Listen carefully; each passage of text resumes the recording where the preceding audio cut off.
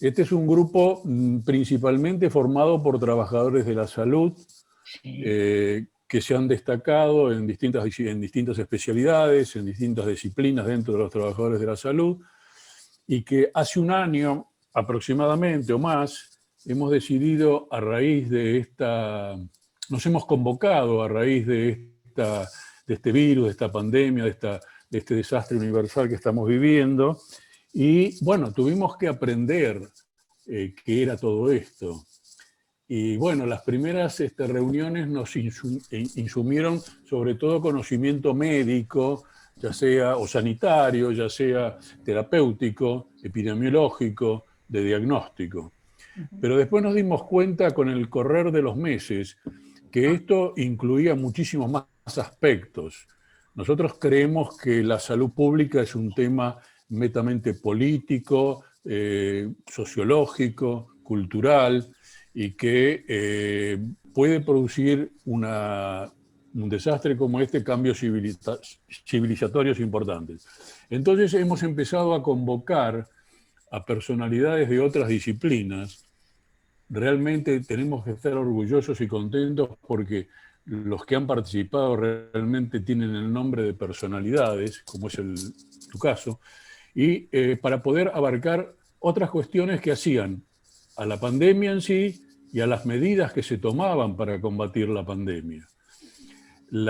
Así hemos hablado de la sociología, de psicología, de una serie del trabajo post-pandemia y de lo que ocurrió con las cuestiones económicas y del trabajo durante la pandemia, y nos quedaba pendiente un tema de suma importancia, que nos preocupa y ocupa y preocupa a todo el mundo, y es el tema de la educación. Bueno, como decir, Adriana Puigros para los argentinos es una redundancia presentarla, porque la conocemos y para nosotros es sinónimo de pedagogía, es sinónimo de escuela, es sinónimo de docente, es sinónimo de alumno, es sinónimo de universidad, es sinónimo de, bueno, de todas estas cosas, disculpen, de todas estas cosas de las que sabe y puede llegarnos a hablar Adriana. Para los que son de España, porque acá también te aclaro, Adriana, que hay gente de España, fundamentalmente de Barcelona, o de Cataluña, y bueno, ellos han leído tu brevísimo, que vos lo hiciste, resumen, porque debe ser extensísimo, currículum en la invitación que le hemos mandado para ingresar al Zoom. Así que bueno, o sea que todos han leído ese resumen de currículum que vos nos enviaste. Adriana tiene, además de ser una académica, es una académica que ha participado en política, es una académica que ha participado en la gestión educativa. No es frecuente encontrar académicos de la talla de Adriana que tengan esa participación. Tanto en la política, ha sido diputada en la Convención Constituyente, en la última Convención Constituyente de la nueva Constitución que tiene la República, y ha actuado como diputada también en el Congreso de la Nación y en diferentes gestiones educativas, tanto en la provincia de Buenos Aires como en la Nación. Así que me parece que es un mérito muy grande que tenemos que tener en cuenta, que una académica conocida y reconocida en Argentina, en toda Latinoamérica y seguramente en muchísimas partes del mundo, haya ingresado a aquello que puede realmente modificar la vida de los pueblos, que es la política. Adriana, esta es la presentación que yo hago tuya, ya te presenté al grupo, así que Adriana, es todo tuyo. Bueno, buenas tardes a todos. Realmente es un honor participar de este grupo. Así que en realidad lo que más quiero es escucharlos a ustedes. Tengo un enorme interés en escuchar cómo ven ustedes esta situación, es decir, cómo ven este proceso tan complejo que estamos viviendo, ¿no? De manera que, bueno, voy a hacer con una introducción y después los escucharé y conversaremos con mucho gusto. La primera cuestión me parece que uno se plantea, al menos que nos planteamos algunos educadores, es algo así como un enorme aprendizaje del cual nos tenemos que hacer cargo, de entre los muchos aprendizajes que hemos tenido en el marco de esta situación trágica, ¿no es cierto?, de la trágica pandemia. Y a lo que me refiero es a la comprensión de que todos formamos parte de la humanidad, ¿no? El virus ataca a todos por igual, ustedes lo saben mejor que yo, negros, blancos, chinos, argentinos, neoyorquinos, rusos o quien sea, mujeres, hombres. En todo caso habrá diferencias que la ciencia podrá llegar en algún momento a establecer, pero no, evidentemente no coincidentes. No vemos que sean coincidentes con las divisiones discriminatorias que uno tendría que decir que van quedando en el pasado, ¿no? Es decir, el aprendizaje en el sentido de que todos nos reconozcamos parte de la humanidad. Y este es un elemento no menor pensando en la educación, no menor pensando en cómo formar, con qué valores, ¿no? Con qué grandes valores formar a las próximas generaciones, ¿no? Cuando uno pone de manera central, desde un punto de vista político, ético, ideológico, la categoría de derechos humanos, está justamente aludiendo a ese concepto, ¿no? A ese concepto de humanidad. Entonces, es por un lado algo que evidentemente tiene que afectar el conjunto de la educación, así como afectar el vínculo entre diferentes países y regiones respecto a la educación. Después voy a decir algunas cosas más que quizás aclaren un poco este primer concepto. La segunda cuestión, y no segunda porque sea menos importante, es la comprensión del tema del medio ambiente. Porque, como ustedes saben, el tema del medio ambiente ha sido un tema que no fue asumido, digamos, por las sociedades y tampoco fue asumido por la educación. O sea que, si bien hay alguna materia que se incluye, si bien hay referencias, si bien las escuelas, los colegios, las universidades saben que algo debe tocar o sabían que algo debía hablarse sobre medio ambiente, realmente no se había avanzado mucho más allá que alguna información lateral, alguna enseñanza de costumbres vinculadas con la higiene, pero no mucho más allá en los sistemas educativos. Por supuesto que hay países y hay ciudades en donde esto está mucho más avanzado. No puedo generalizar absolutamente. Yo conozco, por ejemplo, sé que acá hay gente de Barcelona y conozco un poco algunas experiencias que se han hecho allá, tengo amigos que han trabajado en cuestiones justamente de medio ambiente, pero si uno lo compara digamos, con la ciudad de Buenos Aires para marcar fuerte una diferencia, o con otras ciudades que están mucho peor que Buenos Aires en América Latina, la diferencia en el abordaje pedagógico del tema medioambiental es realmente muy distinto, ¿no? Pero de todas maneras, esta deficiencia por parte de la educación tiene que ver con que hasta el momento de la pandemia, los científicos, es decir, los medioambientalistas, digamos, las organizaciones internacionales, es decir, digamos, desde los grandes acuerdos como el Acuerdo de Kioto, el Pacto de Río de Janeiro, etc. Es decir, habían establecido pautas de cuidado del medio ambiente. Digamos, hay antecedentes que van, si me permiten, desde el famoso discurso de Perón hasta el Papa, ¿sí?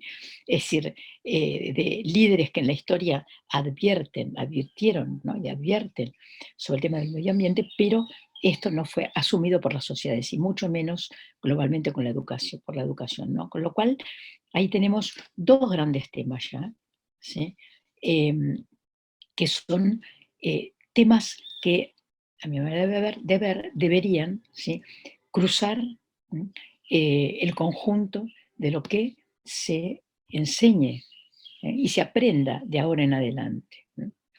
Es decir, que si nosotros a estos temas les agregamos el tema género, es decir, y incluimos la perspectiva, no solo la perspectiva feminista, sino la perspectiva de género, ¿no?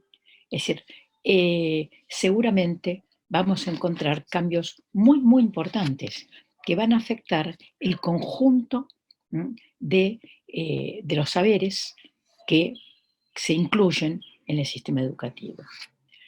Esto, digamos, como un primer gran título, ¿no? Ahora, digamos, yendo a cuestiones, digamos, más concretas, yo quiero recordar que antes de la pandemia, los países latinoamericanos y la Argentina totalmente incluida entre los países latinoamericanos, porque si no siempre pensamos, o muchas veces todavía nos queda ese recuerdo de esa Argentina mítica que quién sabe si existió, pero que al menos creía de sí misma ser distinta a el resto de América Latina, ¿no? Pero, digamos, la realidad es que hoy la Argentina, y en particular la educación en la Argentina, está en niveles realmente preocupantes. O sea, que la educación argentina no es ni mucho menos de las más avanzadas de América Latina. Y que sobre todo lo que uno encuentra es que hay grandes desigualdades, ¿sí? Y esas desigualdades, es decir, comparativamente, terminan siendo, terminan poniendo a la Argentina entre los grupos en donde son más acentuadas las desigualdades educativas.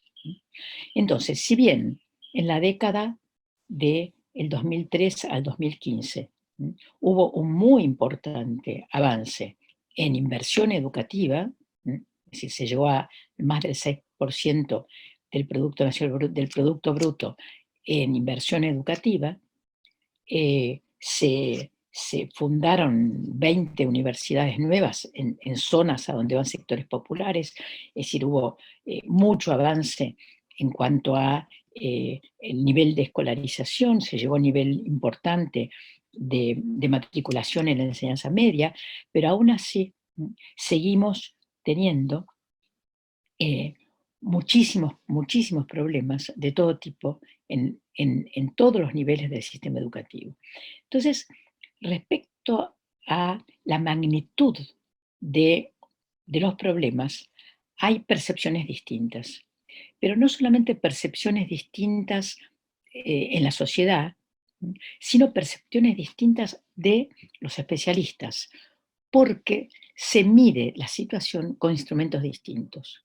Por ejemplo, hay una famosa prueba que ustedes deben haber oído nombrar mucho, que es la prueba PISA, que es una prueba elaborada por Pearson Education, que es una gran, que era un periódico, etcétera, y toda una historia ahí, pero digamos que es una gran productora de materiales educativos, de todo tipo de insumos para la educación, que es una de las grandes presencias corporativas en el mercado de la educación. Y la prueba PISA, que es encargada a Pearson por la OCDE, por la Organización para el Comercio y el Desarrollo Económicos, que es llamada también la Organización de los Países Ricos, ¿no? Se la llama también. Entonces la OCDE, ¿sí?, le encarga a Pearson la prueba PISA. Y la prueba PISA se aplica en cientos de países del mundo, ¿sí? Con resultados muy adversos, muy distintos, ¿sí?, a la realidad percibida en los países. Por ejemplo, Alemania ha bajado en la escala en los últimos tiempos de una manera significativa, y hay toda una polémica acerca de la validez de la prueba, si en la prueba que se les aplica realmente lo que está midiendo tiene algo que ver con lo que en Alemania deciden enseñar, ¿no? De la misma manera, el Estado en la ciudad de Nueva York ha entablado algunos juicios, algunos procesos legales respecto a la prueba PISA. Entonces, pero de acuerdo a la prueba PISA, nuestro país está eh, entre los últimos, ¿sí?, de la escala mundial, está entre los últimos de la escala mundial. Y, por ejemplo, la privatización de la educación, de acuerdo también al acercamiento hecho desde la prueba PISA, y pruebas del mismo grupo, digamos, es una privatización que va por encima del 50 y pico por ciento. ¿No? Mientras que las estadísticas del Ministerio de Educación anterior al 2015 mostraban, en el mismo periodo, midiendo el mismo periodo que PISA, mostraban que la privatización en el país rondaba el 20 y algo por ciento. ¿Sí? En la ciudad de Buenos Aires esto sube alrededor del 50 y cerca del 55%, entre el 50 y 55% de acuerdo a la prueba que se tome. Entonces, digamos, yo estoy diciendo esto no tanto para mostrar estadísticas, sino para mostrar las diferencias de percepción de la educación y las dificultades para lograr un consenso, ¿sí?, un consenso en la percepción del estado de nuestra educación que entonces nos permita, ¿sí?, llevar adelante medidas que necesariamente tienen que tener una población. No se puede llevar adelante un plan educativo si, las familias, los adolescentes, es decir, las comunidades no lo comprenden y no tienen, y no se sienten comprendidos en ese programa, ¿no? Entonces, el tema de las diversas percepciones es muy complejo y sobre esto hay varios estudios sumamente interesantes. Entonces, este es un problema. Ahora, claro, es decir, ahora con la pandemia, el tema es más complicado. Entonces, cuando, y se me permiten que haga una referencia directa porque, digamos, hacia el tema, yo escuchaba esta mañana la ministra de Educación de la Ciudad de Buenos Aires, es decir, que decía que hacía referencia a estudios que ella ha leído, por los cuales no es necesario más guardar distancia, y que entonces que tomó la resolución de que se abran los kioscos en todos los lugares de comida dentro de las escuelas para que los chicos puedan ir y comprar y llevar y compartir, y que pronto que está pensando abrir pronto la posibilidad de levantar las restricciones a la distancia, ¿no? Lo cual es exactamente lo contrario de lo que planteó el presidente de la República anteayer, que dijo, creo que fue el viernes cuando habló, que dijo en cadena nacional que pidió que se usara el barbijo, que se guardaran 2 metros de distancia, etc. Entonces, tenemos percepciones distintas, ¿no? Entonces, respecto, por ejemplo, al tema del comienzo de las clases, ¿no?, hubo diversas percepciones. Ya no voy a enfrentar, digamos, el gobierno nacional con el gobierno de la Ciudad de Buenos Aires, que, como es sabido, eh, pertenecen a concepciones distintas, partidos distintos, ¿sí?, sino que entre colegas hemos tenido percepciones distintas. Personalmente, hubiera preferido, lo manifesté donde correspondía, que las clases no empezaran en febrero, sino que esperaran. Me parece que con esperar 1 o 2 meses hasta que estuviera una mayor proporción de la población vacunada, no perdíamos nada, o sea, no se pierden conocimientos de esa manera, es decir, ese es otro tema precisamente en donde la percepción es distinta, ¿no? O sea, quienes creen que perciben que se han perdido conocimientos. No es la percepción que tenemos algunos, que lo que percibimos es que se han ganado conocimientos, que el año pasado se aprendió mucho. Por eso mencionaba la idea de humanidad, mencionaba el medio ambiente, mencionaba el tema de los derechos, ¿no? Y que en todo caso lo que no se aprendió de geografía, de matemáticas o de historia se va a incorporar a los programas del año que viene o del siguiente, ¿sí? Porque ustedes saben perfectamente que muchísimas veces quedan programas sin terminar. Y bueno, se incorpora el año siguiente, ¿sí?, lo que no se enseñó. Y si hay correlativas, ya se va a terminar de normalizar. Porque además, esto nos lleva a otro tema, un tema más pedagógico, más estrictamente pedagógico, pero que tiene mucho de político, que es cómo concebimos un ciclo escolar. A ver, el sistema educativo nuestro, el sistema que pensó Comenius en el 1500, ¿sí?, que tiene la misma estructura, es un sistema en donde hay una correlación edad-año escolar, ¿sí?, muy fuerte, en donde los grupos se organizan de acuerdo a edad-año escolar, con lo cual la idea del concepto del repetidor y el sujeto repetidor, ¿sí?, así como el de la sobreedad, son dos descalificaciones muy fuertes que en realidad operan como dispositivos de discriminación, ¿sí? Entonces, si volvemos todo esto para atrás y pensamos en los ciclos escolares de una manera más flexible, es decir, con una concepción más de ciclos, ¿sí?, que, digamos, la concepción de horas, clase, año, etcétera. Ante esta situación, sobre todo, que estamos viviendo, si empezamos a concebirlo de otra manera, entonces, es decir, vamos a probablemente facilitar mucho, ¿sí?, es decir, que no haya chicos que queden fuera, que puedan reincorporarse a aquellos que no tuvieron conectividad, que podamos desarrollar nuevas formas de acercamiento, no solo de contención, no solo que las escuelas sean lugares de depósito de los chicos, sino que pueda haber caminos nuevos para el aprendizaje, para la enseñanza y el aprendizaje, ¿no? Ahora, todo esto, ¿sí?, requiere acuerdos, ¿sí?, porque, digamos, si estamos de acuerdo en que estamos en una epidemia frente a la cual debemos tomar medidas, ¿sí?, que no basta con vacunarnos, esto es importantísimo. A lo mejor ustedes me dicen, estás equivocada, ¿no? Pero si es así, si hay que tomar medidas, entonces la escuela tiene muchísimo que hacer, muchísimo que hacer.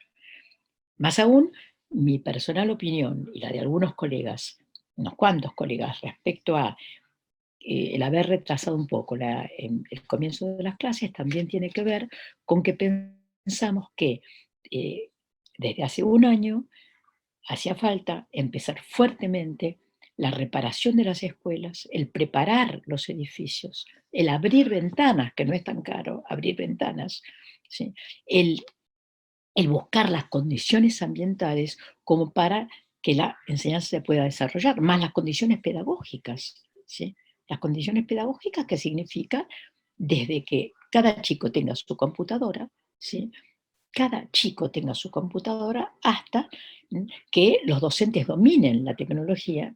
No vaya a ser que la tecnología termine dominándonos a nosotros, ¿no? Entonces, digamos, pero son percepciones distintas. Entonces, a mí me parece que todo diálogo es muy, muy importante, justamente por eso, justamente para tratar de acercar, ¿sí?, no solo posturas, ¿sí?, defender posturas, sino tratar de ponernos de acuerdo mínimamente entre diferentes sectores acerca de qué está ocurriendo y cómo abordar esto que está ocurriendo, ¿sí?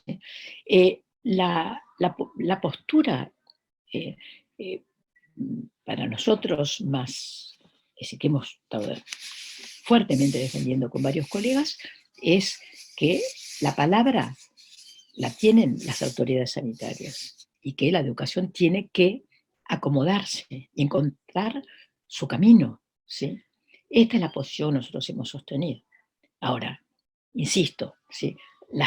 Cada cosa tiene una definición, hay que ver qué definición tiene el tema sanitario, ¿sí? ¿Qué entendemos por educación? ¿Qué entendemos por escolaridad? Todo eso.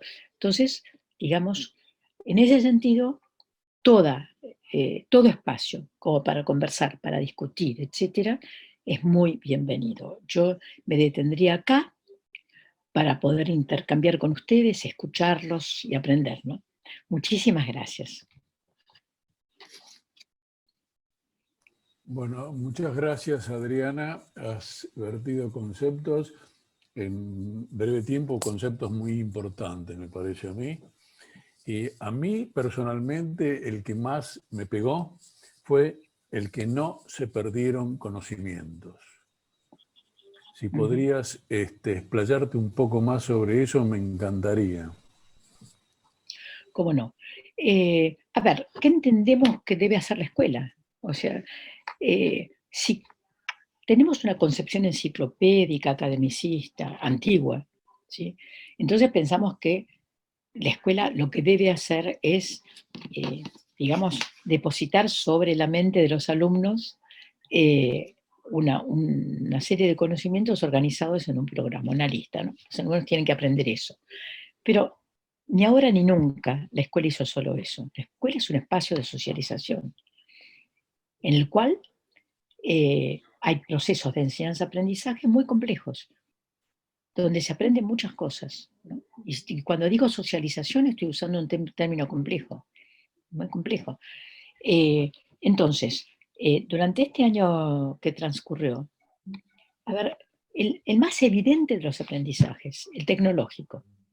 Hubo un aprendizaje tecnológico en toda América Latina, y acabo de leer un informe excelente de la CETERA para la Internacional de la Educación. Es un informe para la Internacional de la Educación, que es la organización de todos los sindicatos, o la mayor parte de los sindicatos del mundo, de los sindicatos de educadores, de docentes. Y lo que se ve en este informe sobre América Latina es que ha habido un enorme aprendizaje por parte de los docentes, un aprendizaje tecnológico, ¿sí? Pero también de los alumnos y también de las familias. Las familias que tuvieron que acompañar a los chicos, ¿no? Para hacer las tareas, o para los que no tenían computadora, ¿no? Para ir con el celular al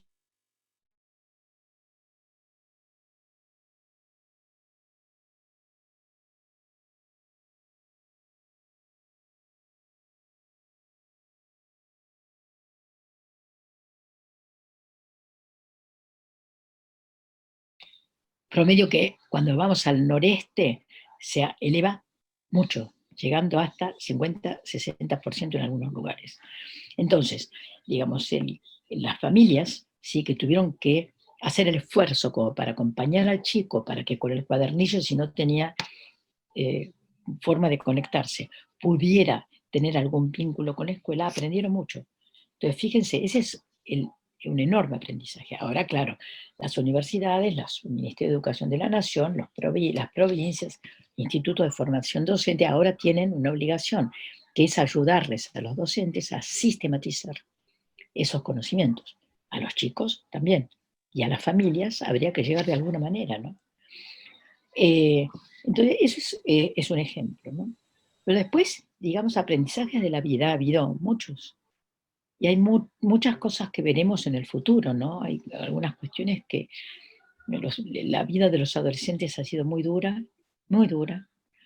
Y hay muchas incógnitas, muchas incógnitas que nos quedan. Ahora, cuando yo digo que no se perdió, es porque no sé, la vida escolar, digamos la vida escolar, ya ni siquiera digo el aprendizaje en la vida, que es mucho más que la vida escolar. La vida escolar no empieza y termina en un año de estudio, sino que es un ciclo. Por eso decía, si pensamos en ciclos, entonces nos cambia el orden de la cabeza, ¿no? Nos cambia, lo vemos de otra manera.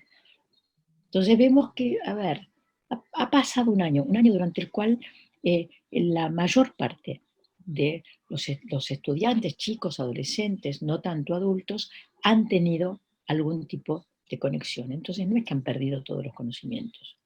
Y es un problema de organización curricular, de diseño curricular, el incluir aquellos conocimientos, aquellos saberes que no se llegaron a enseñar en el año pasado. Nada más que eso, ¿no? Entonces yo lo veo como que creo que no es un problema grave, me parece que está poniendo por delante de digamos, el decir se perdieron conocimientos sin saber, ¿no? Porque realmente no hay ninguna prueba, no hay ninguna estadística, no hay ningún análisis cualitativo sobre si se perdieron o no se perdieron o qué se perdió, ¿no?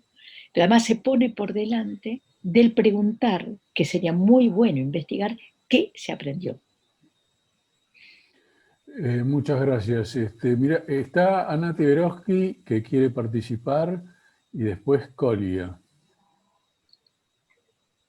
Adelante, Hola, Ana Tiberoski. Ana, ¿cómo estás? Qué gusto verte. ya para mí también, muchísimo. Oye, el tema este de los aprendizajes tecnológicos, o sea, en este momento justo nosotros estamos en España en una nueva ley de educación y un nuevo proyecto de currículum para cambiar en la escuela primaria y secundaria, que es la obligatoria, y entonces, una de las cosas que se dicen aquí, digamos, con respecto a los conocimientos, si se perdieron no es problema porque la intención es, el currículum está muy sobrecargado, lo que hay que hacer es vaciar el currículum hasta un 50% menos y sustituirlo por otras habilidades más blandas, del tipo actitudinales, comportamientos, etcétera. Eso por un lado. Por otro lado, digamos, el proceso de digitalización, que no es el aprendizaje justamente, el aprendizaje tecnológico, sino la manipulación, digamos, por las empresas internacionales, es muy, muy fuerte. Es tan fuerte, por ejemplo, que te puedo dar toda la lista de los convenios que hay en todas las empresas, digamos, del IBEX 35, Telefónica, todos los bancos que participan en la elaboración del currículum directamente, en la formación del profesorado, en las propuestas curriculares, en los modelos, en todo lo que se pueda decir. Además de eso, existe una cosa que es incluso más preocupante, que se ve que es posible que, digamos, todos estos instituciones que intervienen se los consideran agentes educativos. Agentes, digamos, a la misma altura que otros. Eso afecta tanto el sistema completo como cada una de las instituciones, como la organización, digamos, dentro de las instituciones. Por ejemplo, aquí había una tradición, en Cataluña, por ejemplo, una tradición de la escuela catalana que tenía un equipo directivo, ha sido sustituido por solo un director, puesto desde jerárquicamente, que ordena y manda, y entonces se ha como disminuido la capacidad de resistencia, de crítica y de pensamiento de los profesores, entre las instituciones que ya te digo, y dentro de cada centro por el propio personal que, como ellos dicen, controla y vigila. Eso por otro lado. Además de todo esto, el panorama que vemos aquí es bastante poco esperanzador. Es verdad que los niños han aprendido y los profesores han aprendido a cierta, digamos, familiaridad con las nuevas tecnologías, con las tecnologías actuales, pero eso no, digamos, no siempre trae buenos aprendizajes. Bueno, te quiero decir, aquí la escuela es presencial, el instituto secundario también, o sea, hace tiempo que ya es presencial, pero sí se postula una especie de convivencia entre lo virtual y lo presencial. No por razones sanitarias, como tú dijiste, sino por razones estrictamente empresariales. Entonces, digamos, la intervención de la ideología de empresa y de las empresas tecnológicas es tan fuerte que no sé cómo decirte, pero ha como puesto en cuestión lo que es enseñanza, lo que es aprendizaje y lo que son las instituciones escolares y educativas en general. Esa es mi visión y no soy la única, digamos. Es una visión que es compartida. Todo esto en función de decir que el mundo cambia muy rápidamente, los conocimientos enciclopédicos ya no sirven, hay que ponerse al día constantemente, y entonces tú te preguntas, ¿pero de qué están hablando? Escuchá, si tú aprendes inglés, aprendes para siempre, si aprendes historia, aprendes para siempre, o sea, ¿qué es esto que cambia tan rápidamente? Bueno, puedo seguir durante horas, pero me quedo aquí. Esto es lo que está pasando en este momento, y no solo en España, en Europa en general. No, Ana, no pasa solo en Europa, este es el problema básico de la educación, yo diría en Occidente seguro, pero en el mundo no. O sea, por eso yo decía un poco en broma, apropiarse de la tecnología para que la tecnología no se apropie de nosotros, ¿no? O sea, el hecho de que el mercado de la educación de hace 30 años más o menos, los primeros que empezaron a denunciar el mercado de la educación fueron los pedagogos norteamericanos como Henry Giroux, Sí. Peter Malan, bueno, hace mucho tiempo. Acabo de recibir un libro que me mandó Giroux que profundiza sobre este tema en la pandemia, ¿no? Es muy interesante. Sí. Y les recomiendo el informe de la Internacional de la Educación que mencioné hace un rato, que la principal investigación que está llevando a cabo la Internacional de la Educación se titula Comercialización y mercantilización de la educación. Exactamente. En particular, nosotros acá, en el marco de la CETERA, estamos, la CETERA es sede, les decía antes también, de este proyecto también, y lo que estamos haciendo es una detallada investigación de la presencia de las empresas. Ya no, digamos, lo importante entender es que ya no se trata de que compren escuelas privadas, eso también, hay Eso cadenas también, hay cantidad. cadenas escolares, en Brasil, por ejemplo, cadenas escolares privadas, pero ya no es ese el problema más fuerte. El problema muy fuerte es la tercerización de la educación pública, ¿no? Sí. Es decir, que haya bueno, pasa en materia de salud, fíjense, hoy me estaban diciendo una prepaga muy importante de la Argentina, ¿sí? Que los exámenes de COVID los pasa a una empresa que a su vez los pasa a un laboratorio, o sea, 2 veces terceriza. Bueno, y eso quiere decir que tarda, conozco los casos concretos, que están tardando 72 horas en dar una respuesta por el COVID en esa prepaga. Bueno, eso mismo ocurre en educación. Entonces, cuando uno ve cómo hay plataformas de las más importantes universidades latinoamericanas, que en realidad las administra el Banco Santander es el que más avanzado en América Latina, sobre todo en materia de ocupar espacios universitarios, ¿no? Ahora, así que sobre esto, digamos, hay muchísimo trabajado.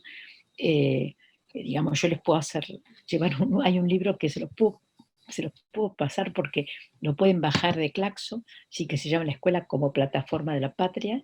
Si ponen Claxo Libros o Universidad Pedagógica Nacional Libros, lo pueden bajar, es un libro mío de hace poco tiempo, pero digamos donde hay bibliografía sobre el tema que está planteando Ana ahora, que es un tema sumamente importante, ¿no? Entonces, digamos, yo sobre todo subrayo de lo que está diciendo Ana, que la discusión no es una discusión afuera de la escuela, ni es una discusión como la que teníamos en el siglo XX. No estamos diciendo la educación privada que está en manos de la iglesia, sobre todo, y la educación pública, no es el lugar de la discusión, ¿eh? O sea, ese es un tema, pero es un tema, digamos que hasta, miren lo que voy a decir, también termina siendo un tema menor, ¿sí?, que la invasión que el gran mercado de la educación, ¿no? Es decir, bueno, muchas gracias. Gracias, Adriana. Hay muchísima gente anotada para participar. Veo un paralelismo muy grande entre los problemas educativos y sanitarios. Y además, esto de que vos nos decís de que se están abriendo McDonald's de la educación es tremendo. Están para hablar, han pedido la palabra Coya, Nardo, Juan Nava, y, perdón, antes de Juan Nava está Ana María Lazzarini, que no sé si me dirá después si quiere que haga la pregunta o la hace ella, es preferible que la haga ella. Entonces, Coya, Hernando, Ana María Lazzarini y Juan Nava. Bueno, por favor, en ese orden. Muchas gracias. Muchas gracias, yo soy Oscar Colia, soy médico, habíamos quedado que nos presentábamos. Buenas tardes Argentina, buenas noches España. Muchas gracias por la presentación, muchísimas gracias. Indiscutiblemente esta pandemia nos ha llegado terriblemente, pero seguramente nos tiene que dejar aprendizajes, ¿no? Y esos aprendizajes nos pretenden cambiar muchísimas cosas, y una de las cuestiones es la tecnológica. Yo, haciendo algo transversal a la educación primaria, secundaria, con las dificultades que tiene, yo voy a preguntar o voy a traspolarlo a la educación médica, ya que soy médico y tengo mi trabajo en el hospital, en el cual nosotros encontramos muchas dificultades, ya sea en la educación de pregrado, como también la de posgrado. Y sin embargo, esto que ha llegado, la pandemia, que nos ha dado un aprendizaje virtual, teórico, y las dificultades que nosotros tenemos los médicos para formarnos son las prácticas. Una de las problemáticas que yo veo creo que es transversal a todas las situaciones es la comunicación. Creo que la comunicación, ya sea individual, colectiva, institucional, social, es una de las problemáticas que tenemos. Porque a veces los discursos son muy complejos, porque no son claros. Usted hablaba hace un rato de percepciones distintas, pero a veces las percepciones bien vale si uno tiene determinada afinidad política o no, pero a veces dentro del mismo equipo, dentro del mismo palo, las dificultades se evidencian mucho. Yo creo, sin duda, obviamente, esto creo que lo debemos compartir, que la educación es el motor de la mejora de todo, esto es indudable. ¿Cómo podemos mejorar las comunicaciones entre todos? ¿Cómo podríamos hacer para que el mensaje llegue a todos, más allá de las dificultades que pueda haber, pero que creo que es una de las problemáticas más importantes que hace tiempo que uno ve, es la comunicación entre los humanos? Muchas gracias. Bueno, no es una pregunta sencilla, ¿no? Es una pregunta muy complicada. Es decir, la comunicación, digamos, está mediada, es decir, desde por soportes técnicos hasta por, sobre todo, soportes políticos, ¿no? Entonces, digamos, digamos, ¿cómo mejorar la comunicación hoy en la Argentina cuando hay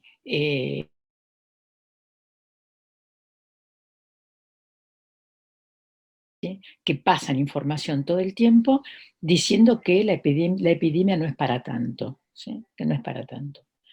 Entonces, que nos llegan a decir no hay pandemia, pero hay un mensaje que es un mensaje desalentador respecto a las medidas que se pueden tomar. Y fíjense, les doy un ejemplo. Pasaba anteayer, el viernes, pasaba, ¿sí?, por una escuela del barrio de Belgrano, ¿sí?, por la puerta, pasaba en auto, y vi cómo estaban en la puerta los padres, una escuela privada, uno encima del otro, sin barbijo, ¿no? Entonces, y ahí justamente me pregunté cómo se hace para comunicarles, ¿no? ¿Cómo se hace para que entiendan que así no puede ser? ¿No? Es decir, ¿cómo se hace para lograr con ellos? Es decir, no hay comunicación con ellos. Entonces digo, bueno, pero si todo el día hay un mensaje desalentador. Con lo cual, en realidad, lo que pasa es que lo que median son no concepciones puras de la realidad, sino profundamente políticas, lo cual no está mal, ¿no? El problema es que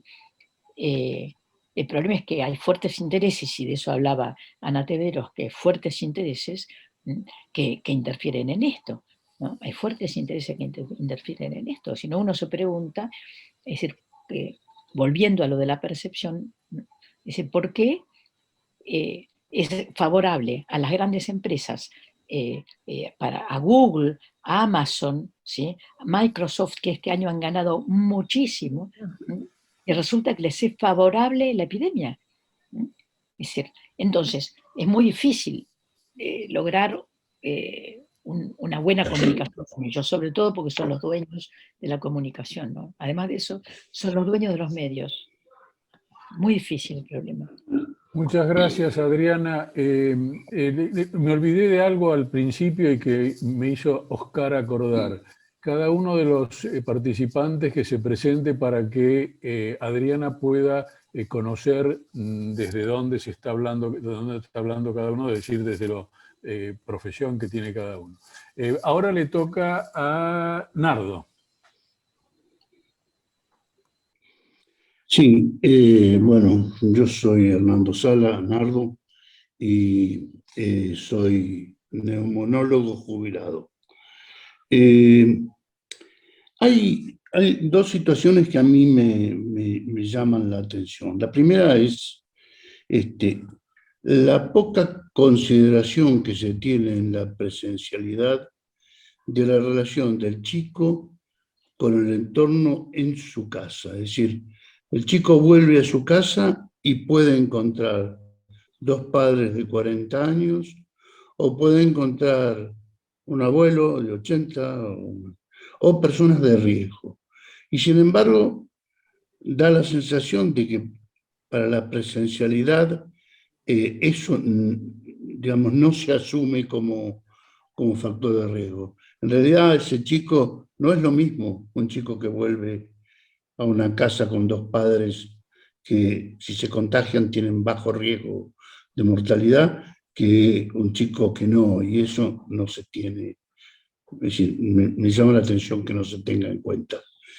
El segundo punto es otra observación, que es que también es observación y pregunta. Hay la fuerte presunción que para la derecha un aprendizaje que no deben hacer los chicos en esta pandemia es la relación, la interrelación o la relación causa-efecto del cuidado ecológico y el resultado de la pandemia.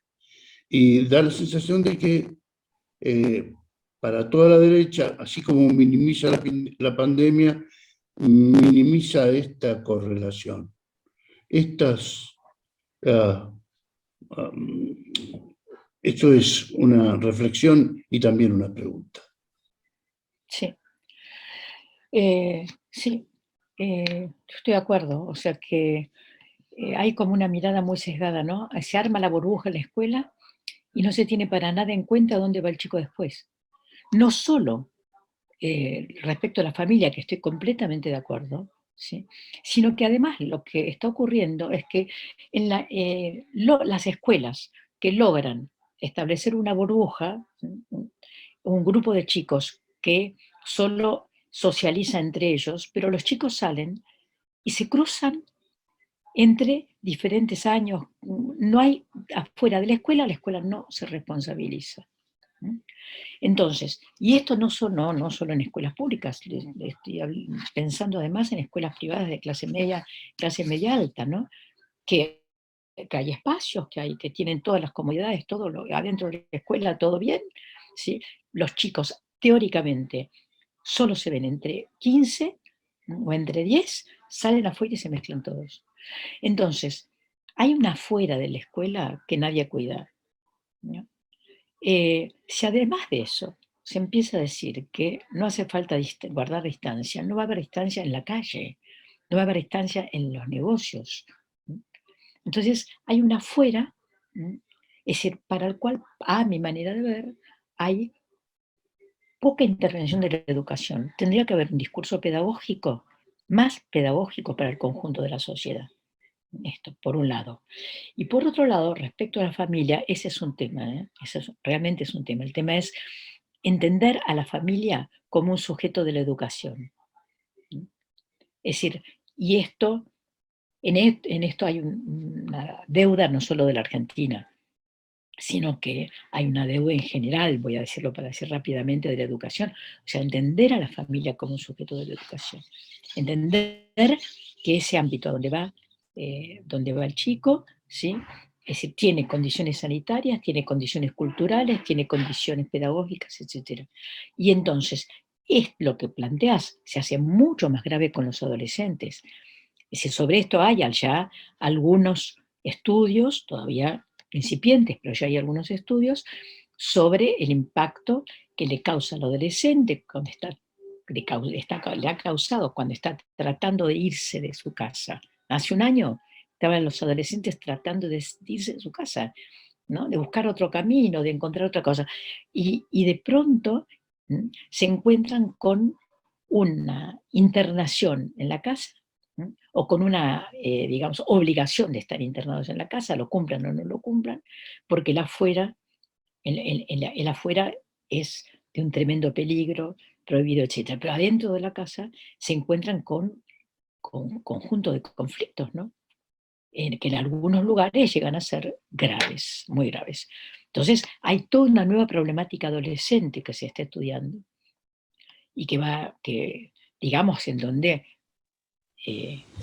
lo que planteás cobra mucha importancia, ¿no? Es decir, ¿quién es el que debe tener en cuenta? ¿Es la escuela la que debe tener en cuenta cómo es el hogar de los niños? ¿Es el Ministerio de Salud? ¿Quién es? Es un problema serio, ¿eh? Sí, hasta tal punto de que inclusive no sé.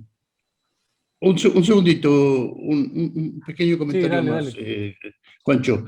Inclusive hasta que no se tienen en cuenta formas de socialización que deberían ser fáciles de entender. Es decir, si un chico va al colegio y se quiere ser presencial y tiene un abuelo en su casa de 80 años y que no ha sido vacunado todavía, lo más probable es que se buscaran formas donde el chico pudiera convivir con algún amigo de él en otras casas, de manera tal de poder claro. garantizar la sanidad de los... Claro. Sí, sí. Esa es una tarea que la escuela podría llevar a cumplir si no tuviera tanto que hacer, ¿no? Esa es una tarea que efectivamente, por ejemplo, en la provincia de Buenos Aires, el programa que se llevó a cabo, en donde los docentes fueron a buscar a los chicos a las casas, ¿no? ¿No? Los chicos que por alguna razón no llegaban, desertaron, etc., los fueron a buscar, ¿no? El programa ATP se llama. Pero por supuesto, o sea, si sería una tarea como para que la emprendiera la escuela, pero, digamos, la escuela tiene que atender la actividad presencial, la actividad virtual, las posibles interrupciones, el tema sanitario, etcétera, es mucho, ¿no? Gracias, Adriana. ¿Enardo está bien? Bueno, ahora Ana María Lazzarini ha escrito unas preguntas en el chat. Sería conveniente que las hiciera ella, si no, las puedo leer yo. ¿Qué haces, Ana María? Sí, hola, buenas noches. Voy a poner la cámara. Bueno, como quieran, lo hice por escrito para agilizar un poco y para que puedan participar todos. Son 3 preguntas que tengo para Adriana. Estoy de acuerdo, digo, con ella con respecto a que el conocimiento se recupera. Eso lo sabemos los que hemos vivido en el exilio, lo que han sufrido nuestros hijos y finalmente todo se alcanza. Mi pregunta es, ¿quién se hace cargo del niño en la casa? Creo que mayoritariamente las mujeres. La segunda pregunta es si están todos los padres preparados para abordar la tecnología que requiere la conexión. Y otra pregunta, la tercera, si todos disponen de conexión en su casa para seguir la escuela a través por distancia, online. Sí, rápidamente. ¿Quién se hace cargo? Sí, bueno, está lista la respuesta, ¿no? O sea, esto está súper demostrado, las mujeres son las que más se hacen cargo.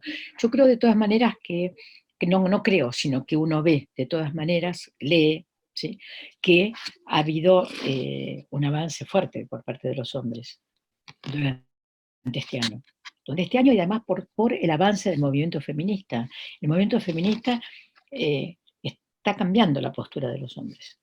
Y este año digamos, ya hay, estamos en condiciones de tener información sobre cambios en ese sentido, ¿no? Pero eso no quiere decir que las mujeres no sigamos siendo las que todavía nos hacemos cargo. Nos hacemos cargo. Hay una publicidad que dice, no me ayudes, ¿no? No me ayudes, no me ayudes, compartí conmigo, que es otra cosa. Respecto a los padres preparados para la tecnología, lo mencionaba antes, no, yo creo que hay un enorme esfuerzo, ¿no? La gente no está preparada. Es decir, ese chico que vive con los abuelos y que en real estoy de acuerdo, tendría que haber alguien que se ocupe de encontrarle otro lugar o buscar una solución para evitar, bueno, pero también eso mismo, desde el punto de vista del acompañamiento tecnológico, ¿no? Es decir, es un problema que se hace mucho más agudo porque efectivamente, lo decía antes, efectivamente hay una desigualdad fuerte en materia de acceso a la tecnología, ¿no? O sea, decía, de acuerdo a último informe de UNICEF de hace 20 días o un mes, que llega hasta fin del año pasado, hay en la Argentina, decía un 25% promedio, pero que llega en algunos lugares muy, muy alto de falta de conectividad, ¿no? Y esto es porque hasta el 2015 se estuvo desarrollando muy fuertemente el plan de extensión de la red óptica a todo el país, pero eso se cortó en el 2015, de la misma manera que el programa Conectar Igualdad, que era el programa por el cual llegara a cada chico una computadora. Y ese programa en el 2015 se cortó cuando subió el gobierno de Macri, ¿no? Con lo cual ahora hubo que retomar lo que se estaba haciendo y lo más importante, lo más urgente es que haya conectividad, ¿no? Gracias, Adriana. Gracias. Ana María, ¿podrías presentarte? Así Sí. Adriana sabe. Sí, no soy médico, que aquí la mayoría lo son, soy Bueno, historiadora del mejor arte. todavía, mejor todavía. Sí, soy historiadora del arte, vivo en Barcelona, viví muchos años en Dinamarca también. Bueno, muchísimas gracias, Ana María. Gracias a todos. Ahora le toca, viste, Adriana, que esto es muy familiar, ¿no es cierto? Le toca a fulano, le toca a mengano, ¿eh? Bueno, ahora le toca a Juan Nava. Hola Adriana, yo soy médico, viví 30 años en Argentina y llevo 40 en España y bueno, tengo formación, educación y ya me estoy olvidando de todo lo que aprendí. Pero bueno, a ver, vos hiciste, cuando empezaste, trataste 2 o 3 temas que considerabas que son importantes para ahora y para el futuro, pero al terminaste tu presentación diciendo que la palabra la tienen las autoridades sanitarias. Entonces, tomándome de esto, yo creo que ha habido una evolución sobre la percepción que se tenía del riesgo sanitario de pasar de que los niños son una bomba de coronavirus y que contagian a todos, a que los niños son unas víctimas de los adultos. Esto aquí en Barcelona se estudió muy bien y se valoró, se cuantificó y se llegó a la conclusión que la segunda hipótesis era verdadera. Esto lo discutimos alguna vez aquí en el grupo, evidentemente las percepciones eran muy diferentes, pero ahora, antes de esta reunión, yo vi que había salido un artículo que se colgó para que todo el mundo leyera, que estaba, yo diría, más en la línea de lo que se había estudiado aquí y que se había demostrado que los niños, primero, en los grupos burbujas, aunque son imperfectos y todo lo que quieras, no se contagian entre ellos. Aide Loruso tendría que cerrar el micrófono que no se oye.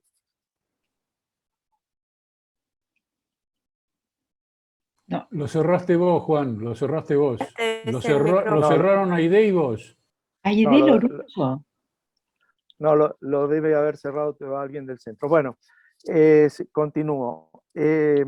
que los niños no se contagian entre ellos en los grupos burbujas, que había un contagio entre niños, que normalmente los niños recibían de algún adulto, que los grupos burbuja, que evidentemente son imperfectos porque los hermanos pertenecen a 2 grupos burbuja y después se juntan, bueno, pero que los niños no se contagian tanto como se creía.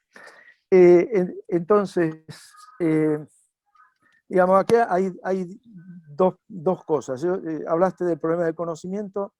Yo creo que el problema del conocimiento de alguna manera puede quedar fuera, sobre todo en una escolaridad de largo aliento, quizá para, no sé, un máster, alguna actividad, digamos, acotada en el tiempo, pues pierdes la oportunidad, pero creo que ese no es el tema. Hablaste de la socialización, y yo creo que de la socialización, al final te haré la pregunta sobre esto, pero me gustaría que los que saben más de educación profundicen más en esto, porque aquí ha quedado en el ambiente, y creo que la mayoría lo compartimos, aunque no somos del ramo de educación, que la educación presencial es esencial y que es insustituible. Y eso nos quedó a todos.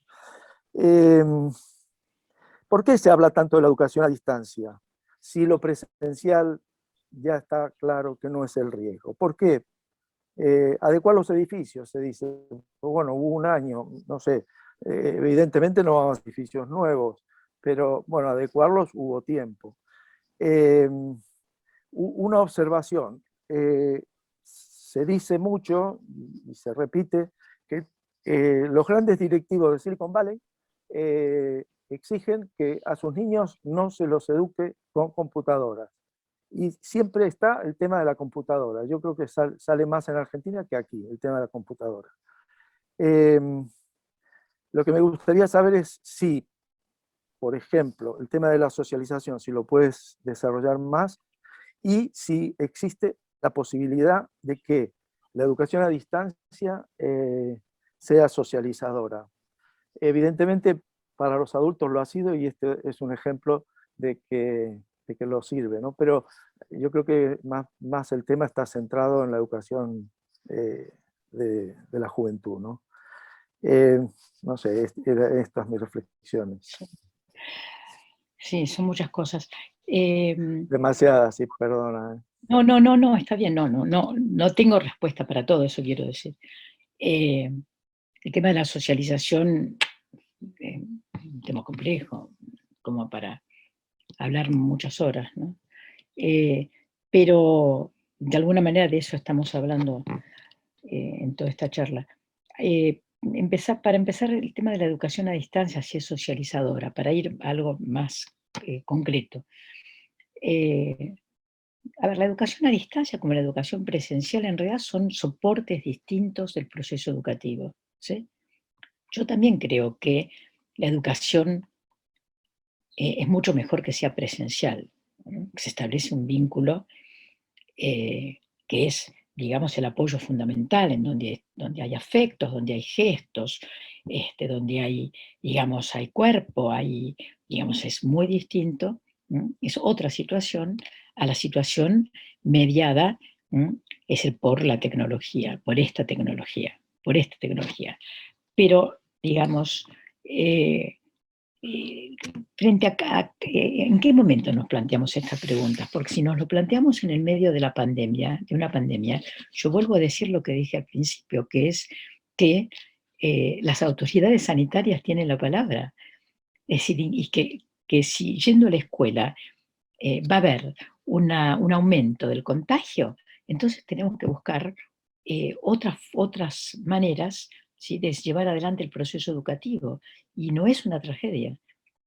Entonces, sí, alternando presencialidad yendo menos tiempo a la escuela, porque es eso, o sea, la alternancia, ¿sí?, es que los chicos vayan menos tiempo a la escuela y que estén menos tiempo agrupados, es eso.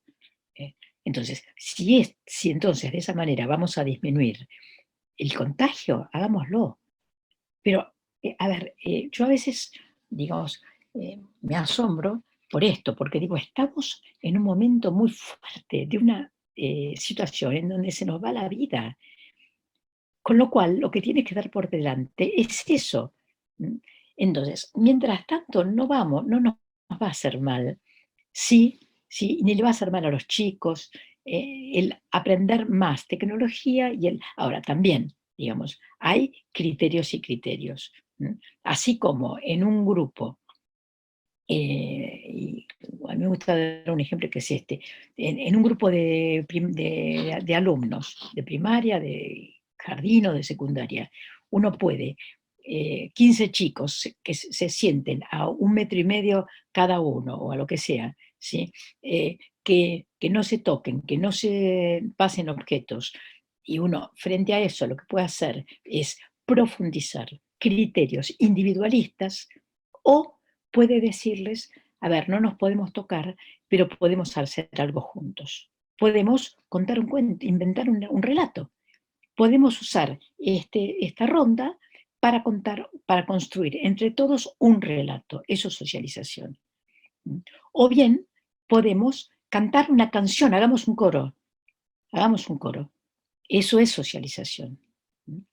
Entonces, de la misma manera, si no tenemos más remedio que estar mucho tiempo, es decir, con una actividad virtual, también tenemos que pensar cómo se puede hacer para no profundizar el individualismo, ¿sí? Para no profundizar algo que en un momento mencionó Ana Teberovsky, yo no lo tomé, o no sé si era eso lo que Ana quería decir, pero digamos, el peligro que hay con el avance de los programas que nos venden las empresas y además toda la concepción neoliberal de la educación, que es el peligro del deslizamiento hacia un vaciamiento de contenidos, ¿no? Es decir, ese es un peligro fuerte. Entonces hay que tener cuidado, a buscar equilibrio en todo eso, ¿no? Entonces, digamos, bueno, la verdad que sobre el tema socialización da para mucho, ¿no? Juan, ¿querés agregar algo más? Lo que aclara Juan en el chat es que el artículo al cual se refería, no por ser el último es la verdad. Eso lo dice Ana del Pozo, pero eso es una manera de desprestigiar un artículo. Yo no Bueno, lo sé. Bueno, O sea, está bien. no está bien. no, pero perdón, déjame terminar. Yo sé los artículos de aquí y sé los estudios, no un artículo, que los niños no son fuente de contagio a los adultos, que no son fuente de diseminación de la pandemia y que son víctimas, digamos, primarias en el sentido que se contagian de los adultos y que son víctimas de discriminación educativa en este caso. Igual, perdona Adriana, Sí, sí. sé que es un tema complejo el tema de la socialización, igual me perdí. Evidentemente, yo me trago, quiero decir, me creo que la socialización presencial, digamos, en el colegio, con los niños y con toda la actividad que hay en el colegio, es lo más importante o es muy importante en el colegio, quizá por encima de los conocimientos que, bueno, ya vendrán, ¿no? Y además que también lo que... Yo creo lo mismo, yo también creo eso, pero lo que les digo... Pero defiendes que las autoridades sanitarias, me gustaría saber si hay autoridades sanitarias que dicen que los niños transmiten más la enfermedad. ¿Eso pasa en Argentina? No, Ana del yo lo que digo Ana del Pozo no, yo parece digo, que... si las autoridades sanitarias dicen no transmite la enfermedad a los chicos, bueno, perfecto, vamos a lo presencial, que es lo que hemos hecho durante 400 años, 500 años, vamos a lo presencial, ¿sí? Es decir, y yo creo que hay que defender la educación presencial, yo creo que hay que defender la educación. Ahora, si nos dicen que hay contagio, los chicos pueden ser un factor de contagio y se pueden contagiar, ¿no? Ya lo sabemos que no. Bueno, hay otros anotados. Perdón, sí. Está anotado Bueno, Ana del Pozo hizo un comentario, no sé si después lo quiere decir personalmente, y a Carlos y Analía. O sea, primero está Ana del Pozo y después está Carlos y Analía. Y después está Carlos Nava. A ver si podemos organizarnos de esa manera. Adelante, Ana del Pozo. Bueno, en primer lugar quiero comentar sobre lo que comenté. Si bien Colla tomó esto como que el eje es el problema comunicacional, yo bien comparto, creo que todos sabemos que hay un severo problema comunicacional. Y básicamente, como dijo Adriana, porque los medios están en manos en el 90% del sector ligado al neoliberalismo, etcétera, etcétera, y no es tema de esta reunión. Pero el problema grave o serio es el que lo importante es qué hay que comunicar, o sea, el qué. Y justamente tiene que ver con la toma de decisiones frente a estos conceptos, a estas visiones que trajo hoy Adriana. Yo agradezco profundamente porque considero que su saber para mí en lo que es la educación es importantísimo y respeto profundamente.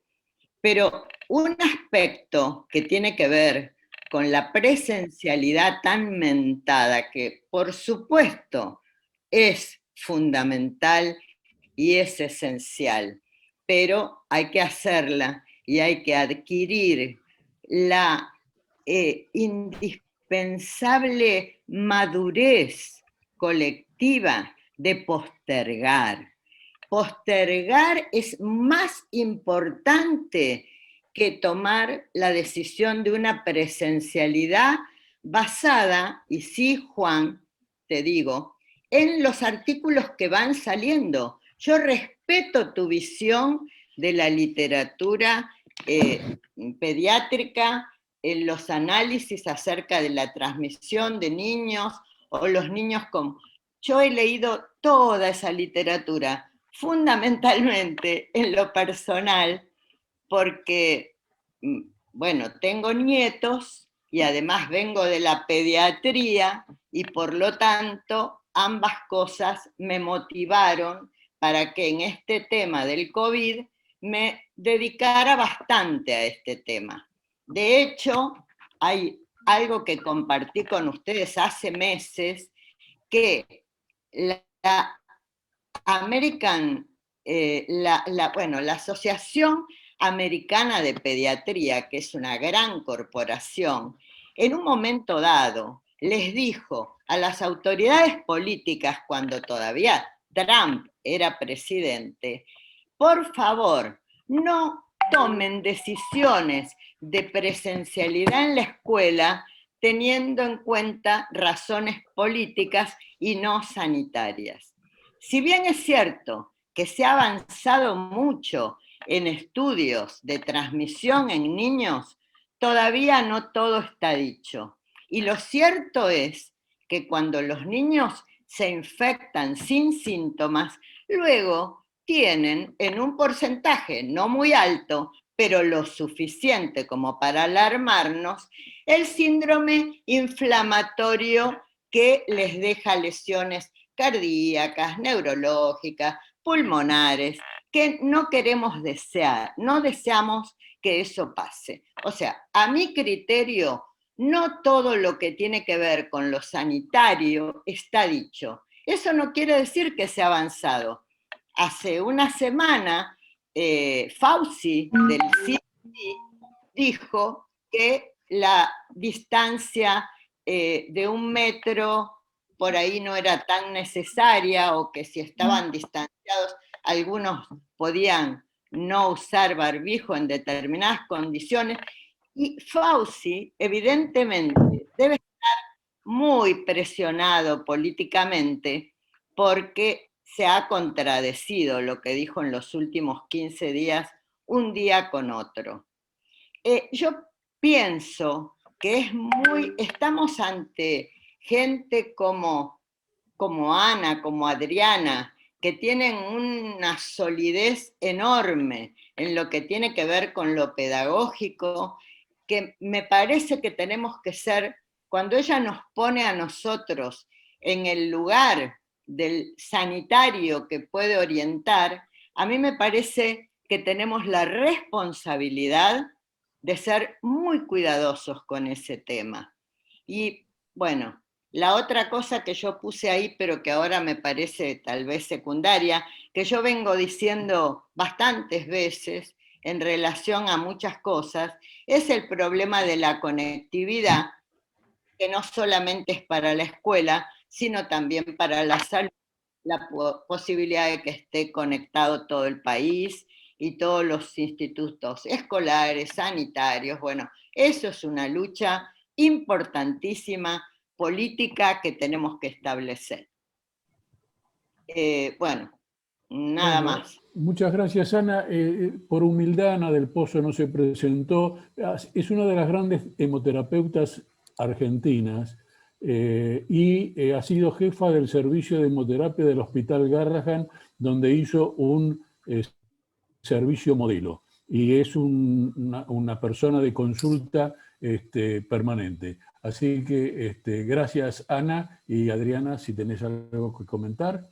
Bueno, realmente aprendí, me quedé pensando, no sé, me quedé pensando en que es muy difícil encontrar una respuesta desde la educación, ¿sí?, cuando no está resuelta la discusión sanitaria, ¿no? Es muy difícil y que hay que hacer un esfuerzo, nosotros tenemos que hacer un esfuerzo como para poder ir adecuándonos a medida que hay más, digamos, estudios científicos, etcétera. Pero la verdad es que me interesó muchísimo tanto lo que había planteado antes el doctor Nava como lo que planteó la doctora recién, muy interesante.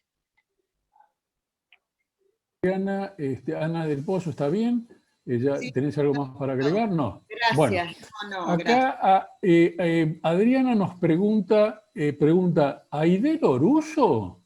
Con signo de interrogación. ¿Aide Loruso? No sé qué quiso decir. Es que yo escuché nombrar a Aide Loruso y yo tenía una amiga hace mucho tiempo que es llamada Aide Loruso. Entonces preguntaba si es la misma. Bueno, Aide, ¿podés contestar? Bueno, si estás ahí no tenés micrófono. Bueno. Ahí Juancho Ángel Capa pide la palabra, anotarlo en la lista. Bueno. Ángel Capa, que es mediocampista, ¿no? ¿Sos mediocampista? Bueno, entonces tenés que esperar a tomar la pelota. Tenés que recuperar la pelota. Bueno, vamos a, ahora está, sí, Lucía, ya te veo. Analía, y después Carlos.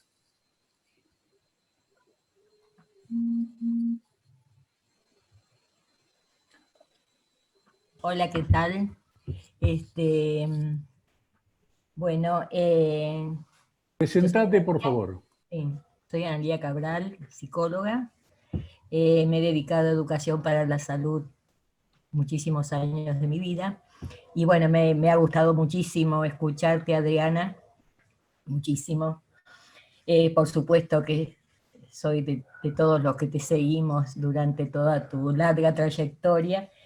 Y hay algo que me interesaba como retomar, que es esto que vos planteaste en un momento, como la importancia de un discurso pedagógico que pueda permear más en la sociedad. Y me gustaría un poco si pudieras extenderte un poco sobre esto, porque me parece que justamente es uno de los grandes temas que también que nos deja tal vez como déficit en lo que ha sido el abordaje político, ¿no?, en esta pandemia. Y creo que esa falta, que muchas veces no es percibida, tiene consecuencias sobre el modo en el que estamos interpretando e instrumentando la pandemia desde estos espacios en los cuales venimos conversando desde a lo largo de todo este año, ¿no? Bueno, por eso mi pregunta acerca de cómo es que vos lo estás viendo a esto. Yo lo que veo es que, digo, desde mi lugar, ¿no?, que hay un déficit pedagógico muy importante, un déficit político pedagógico. No me refiero a un gobierno, me refiero a la época. A la época me refiero, ¿no? Es decir, un déficit pedagógico, político-pedagógico, llamémosle desde el campo progresista, democrático progresista, para que nos incluyamos todos, ¿sí? En cambio, hay un discurso pedagógico fuerte, muy fuerte, ¿sí? Y esto no es una novedad, no les voy a contar a ustedes, por parte de las empresas, de las grandes corporaciones, ¿no?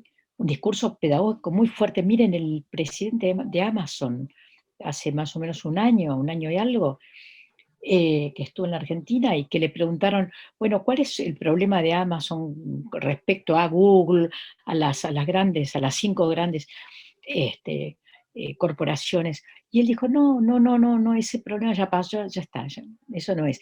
Nuestra preocupación ahora son los sueños. ¿Cómo hacemos para llegar también a los sueños? ¿Sí? Bueno, es como para, digamos, hacer 1000 investigaciones y escribir 100 libros sobre el tema, ¿no? Pero es muy importante lo que dijo, muy importante, porque muestra cómo hay un mensaje estructurado, hay un discurso muy armado, o sea, sí hay política educativa, ¿sí?, por parte de los ricos del mundo, ¿no? Pero en cambio, uno ve que los X gobiernos progresistas, ¿sí?, en general el déficit que tienen es justamente el tomar a la sociedad como un sujeto de la educación, ¿no? El explicar, digamos, no solamente el hacer programas específicos para los adultos, para los analfabetos, eso sí, por supuesto, ¿no?, sino hablo de otra cosa, hablo de pensar a la sociedad como un sujeto de la política educativa, no de la publicidad partidaria, que es otra cosa, ¿no? Entonces, bueno, lo dejo así porque podríamos hablar mucho de esto, ¿no? Gracias, Adriana. Yo te pregunto, es decir, hay varias personas que están anotadas y que se salen de la vaina por preguntar y ya le vamos a dar la palabra, pero avísanos cuando a vos te parezca que tenés que terminar o estás cansada o tenés que hacer otra actividad. También las clases duran generalmente 40 minutos y los chicos se van al recreo. Entonces hace 1 hora y media que estás. ¿Por qué no hacemos una cosa? ¿Por qué no me dicen las preguntas y yo las agrupo? Bien. Parece bien. Bueno, sí, me parece perfecto. Yo voy a darle la palabra entonces discúlpenme si por ahí digo uno antes que el otro que pidió, bueno, no sé, no se peleen en la cola. Lucía pidió la palabra, si puede hacer la pregunta lo más concreto posible o el comentario lo más concreto posible. Después de Lucía, atiendan, está Luis Rajmil, Anita de Mayo, no sé si está junto con Luis Rajmil o son, están en el mismo cuadradito del Zoom. Lucía Heredia, ya le dije, y bueno. ¿Me anotaron quién tiene que hablar?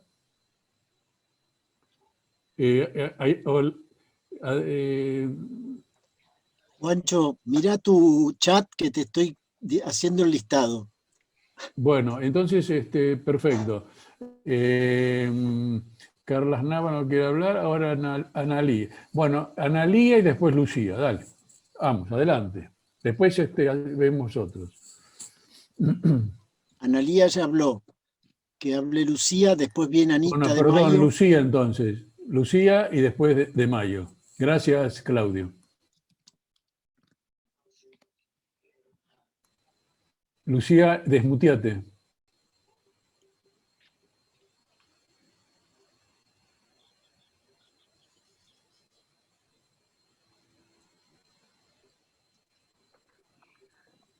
Bueno, una de las preguntas Presentate, que por favor. Presentate, por favor.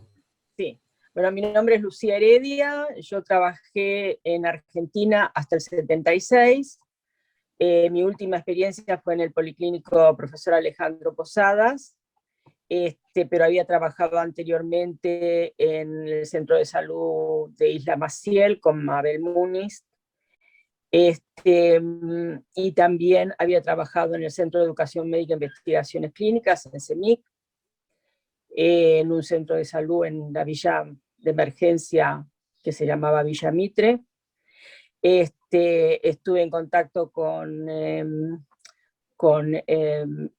gente que trabajaba en las comunidades más necesitadas, y después en el exilio vine a parar acá a New York y también trabajé en el Departamento de Medicina Social del Albert Einstein College of Medicine y también en el Departamento de Desarrollo Comunitario de Montefiore Medical Center. Mi pregunta yo creo que ya fue contestada, porque hubo alguien que hizo una pregunta que yo tenía en mente y la contestó, Adriana, pero mi pregunta es sobre la educación para la salud, ¿no? Y sobre cómo se perdió, de alguna manera, la posibilidad de trabajar en desarrollo comunitario, que sería la primera grupo para responder con respecto a lo que tanto de la parte venga de la medicina sanitaria como de las posibilidades de trabajo desde la educación y la escuela, pudieran realmente trabajar en el terreno, ¿no? Si ese desarrollo comunitario se hubiera hecho. Pero cuando lo hicimos, bueno, nos dijeron que nunca más. Eso es todo. Agradecerle a Adriana y también decirte, Adriana, que sí, Aide Loruso fue compañera mía de trabajo por muchos años y es la persona que vos conocés. Bueno, entonces, ¿qué quieren que yo le conteste a Lucía, hable con Lucía y después Bueno, hacemos como vos dijiste. Y Me seguimos, parece mejor. vamos 7:05, nos despedimos. Bueno, muy bien, perfecto. A no ser que haya un movimiento de fuerza. Bueno, ahí ya... Y ahí ya se viene medio violenta la cosa. Bueno, ahora después de Lucía va a ser una pregunta Luis Rajmil y después el maestro Capa. Sí, hola, aquí buenas noches, allí buenas tardes. Mira, yo antes de presentarme quiero avisar que no es una pregunta lo que iba a hacer, sino un comentario, ¿no? Respecto de algunas de las cosas que se comentaron. Si puedo o si queréis lo dejo. Pero podés, Luis, presentarte y hacer el comentario lo más breve posible. Bueno, pues yo soy Luis Rajmil, soy pediatra y especialista en medicina preventiva y salud pública. Como el Juan, soy argento catalán, bueno, rosarino catalán, desde el 76 que vivo en Barcelona.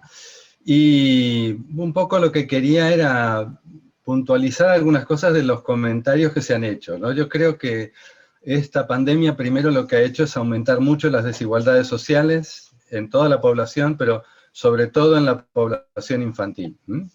Y creo que las educativas también, ¿no?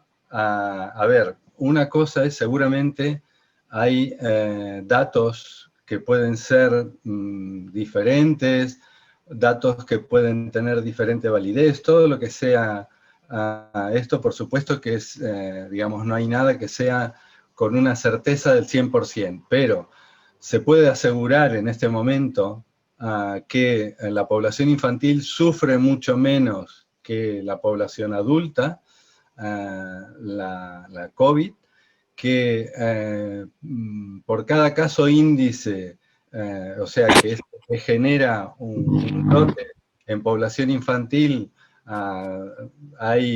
casi siempre es la familia, es un adulto, que además, a pesar de que sí que hay síndromes graves, mueren mucho menos niños. Hace 4 o 5 días ha salido un estudio con todos los datos que hay publicados. Por supuesto que hace falta que se confirmen, pero de los 6 países en el mundo que más mortalidad ha habido, en Reino Unido, en Francia, en España, etcétera, etcétera, incluso ha habido un error, y en España habían puesto que habían muerto 56 niños, y en realidad, error grave de la recogida de datos, porque había datos de personas que habían nacido en 1919 y tenían 103 años, ¿no? En realidad eran menos de 7 o así los que han muerto en todo el año, ¿no? Y lo mismo ha pasado en Reino Unido, en Estados Unidos donde ha habido más. Bueno, aparte de esto, lo que quería decir era simplemente una cosa, que digamos, el impacto que ha tenido, no se puede hablar de toda la población infantil como si fuese toda igual, no es lo mismo la escuela primaria, un niño de 6 años que uno de 12, esto ya lo comentaste, pero justamente la socialización y la presencialidad es muy importante. Además, hay cosas como, por ejemplo, no sé, aquí en España, las becas de comedor escolar han resuelto muchas cosas de nutrición. Claro, si no van al colegio no las reciben. Bueno, total, que lo único que quería decir era que una de las cosas que antes de tomar medidas justamente en sanidad que se tienen que tener en cuenta son los que se llama el principio de precaución, es decir, mirar los beneficios y los riesgos, ¿no? Y esto, como ya se ha comentado antes, en general, ha sido que se han puesto a riesgo a los niños para salvar a la población adulta, ¿no? Esto ha habido varios comentarios y varias editoriales en este sentido. Solo quería comentar esto, ¿no? Que recalcar el tema de que sí que ha habido muchos aprendizajes, muchas enseñanzas, ha habido seguramente mucha mejora en términos, tal y como ha comentado Adriana, en términos de aprendizaje y de tecnología, pero hay que tener en cuenta estas otras cosas. Gracias. Bueno, muchas gracias, Luis. Yo me salté a Anita de Mayo, que quería hacer una pregunta, y después recién está Capa. Lo dejamos para el final, y yo creo que con Capa vamos a hacer ya el tercer tiempo, o sea, nos vamos a ir, porque si no es un abuso esto. Muchas gracias, Luis. Ahora le toca a Anita de Mayo. Muchas gracias. Soy Anita de Mayo, soy socióloga, sobre todo educadora. Estoy trabajando mi tesis doctoral sobre las políticas socioeducativas en el gobierno de la Ciudad de Buenos Aires, como educadora de programas socioeducativos, además de otros niveles de la escolaridad hasta el posgrado. La verdad es que quería retomar hace un rato que había escrito porque me parecía importante poder dar mi aporte como educadora con la experiencia del año pasado especialmente. Trabajo con niños y niñas de nivel primario en primer ciclo, es decir, trabajo en la alfabetización, y la verdad es que como a la mayoría de los docentes, y bueno, por supuesto que también de todo el país, por lo menos en la Argentina, no puedo hablar de otro lugar, la pandemia puso patas para arriba en lo que para mí se encontraba naturalizado, con lógicas imperantes y direcciones educativas construidas por la escolaridad, y que por supuesto que este acontecimiento detuvo la cotidianeidad escolar de una manera que nos ha hecho repensar de qué manera podemos enseñar y cómo vincularnos con los niños y las niñas, incluso los adolescentes, porque yo también trabajo con adolescentes en la secundaria. Y la verdad es que lo que a mí me gustaría dar aporte sobre dos cosas que se dijeron. Una, por un lado, creo que para mí es importante seguir reflexionando con relación a algo que dijo Adriana desde el comienzo, que tiene que ver con las percepciones. Las percepciones no solamente desde lo ideológico para mí, sino también desde el lugar en donde uno está, ¿no? Mi trabajo como docente fue primero combatir con un montón de cosas naturalizadas que estaban en la escuela, ¿no?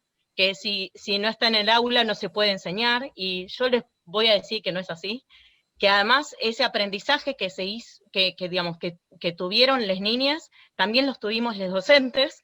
Llamar por teléfono todos los días a las niñas por WhatsApp para enseñarles a leer y escribir, y se logró, no es que no se logró, se logró con muy buenas, excelente, o sea, por lo menos desde mi experiencia y de las personas que me rodean, se lograron un montón de cosas. Por un lado eso, por el otro lado, por supuesto que fue todo un aprendizaje que digamos, no pudimos afrontarlo de manera, por supuesto, planificada, y por supuesto que lo que más presentó la pandemia es la profunda desigualdad social, ¿sí? Que reflotó, ¿no? Reflotó o se dio a flote, demostrada de un montón de maneras que muchas personas, incluyendo a Adriana, por ejemplo, en el último libro yo lo leí, Adriana, y soy una fan, sobre la mercantilización de la educación y cómo, y cómo ese Sarmiento, que por lo menos en la ciudad de Buenos Aires y el último gobierno, el gobierno anterior de Macri, mencionaba a Sarmiento y lo que hacían en realidad era todo lo contrario a lo que plantea la educación pública, que digamos, podemos discutir un montón de cosas con relación a Sarmiento, pero la verdad es que el proceso educativo ocurrido fue de gran experiencia. Es verdad, como decía Adriana, y a mí me parecía excelente, que bueno, que sí, que hay un montón de cosas que, bueno, de la historia, de la matemática, que no se aprendieron, pero la realidad es que pasa con la presencialidad como pasa con la virtualidad. Parece un discurso como que yo levanto la virtualidad como las cosas, y la verdad que no. Yo creo que, por supuesto, que estar con las niñas, saber que el niño llegó golpeado, que pasan cosas en la casa, etcétera. Pero la realidad es que pasan cosas en la casa, pero tenemos que tener en cuenta que estamos en una situación muy, muy, donde los más expuestos somos los docentes y las niñas, y por supuesto las familias de las más bajas, digamos, donde más impacta la desigualdad, porque la realidad es que no es lo mismo cómo le impacta a un niño que está en una villa, que pertenece a un barrio popular, que a niños y adolescentes que son de otro estrato social. Bueno, Así que bueno, era un aporte que yo quería darles, porque me parece que por ahí es un estudio que hago yo además, y me parece que no sé, valía la pena. Yo, perdonen, desconozco cosas que tienen que ver con la salud, pero... Tu aporte, Anita, ha sido importantísimo, te agradecemos muchísimo porque lo has hecho como educadora y como investigadora. Ángel, lo más breve posible porque Adriana se nos va, ¿eh? Me quedo hasta terminar. Bueno, yo soy Ángel Capa, soy entrenador de fútbol y también profesor de filosofía y psicopedagogía. Pero yo quería hacer una acotación, pero no quiero abusar, no hay tiempo, y solamente entonces te agradezco tu presencia y todo lo que dijiste. Profesor de psicopedagogía y de... Bueno, eso ha sido tu aporte, Ángel. ¿Cómo? ¿Querés hacer alguna pregunta? No, está... No. Perfecto. No quiero abusar, ¿verdad? Bueno, nos hemos pasado el tiempo. Terminó el partido. Terminó el partido. Bueno, muchas gracias, Ángel. Me parece que no hay más preguntas, así que, a ver, Adriana, si querés... ¿Perdón? Yo quería hacer un comentario porque, bueno, me había anotado lo más breve posible, por favor. Sí.